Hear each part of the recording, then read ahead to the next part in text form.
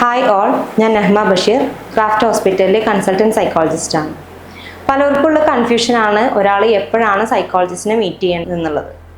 പല സ്റ്റഡീസ് പ്രകാരം പറയുന്നത് ഒരാളുടെ ലൈഫിൽ ഒരിക്കലെങ്കിലും ഡിപ്രസീവ് ആയിട്ടുള്ളൊരു സ്റ്റേജ് അല്ലെന്നുണ്ടെങ്കിൽ ഒരു ലോ മൂഡ് ഇഫക്റ്റ് ഉണ്ടാവാറുണ്ടെന്നുള്ളതാണ്.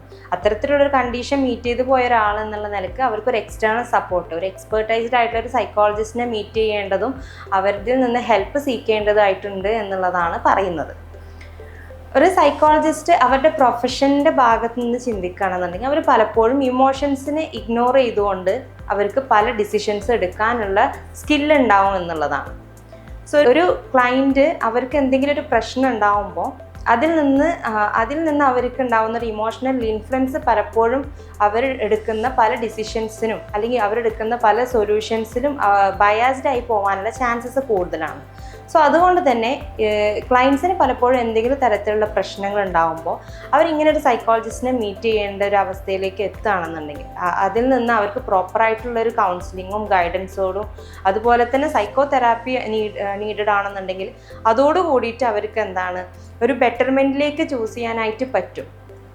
അതായത് പലപ്പോഴും നമുക്കറിയാം ഇമോഷൻസിൻ്റെ, അതായത് വൈകാരികമായിട്ടുള്ള നമ്മൾ ഒരു കാര്യത്തിനെ മീറ്റ് ചെയ്യാൻ നിൽക്കുമ്പം അവിടെ വിവേക ബുദ്ധി അല്ലെന്നുണ്ടെങ്കിൽ അവരുടെ ഇൻ്റലിജൻസ് അവിടെ വർക്കിംഗ് കുറവായിരിക്കും.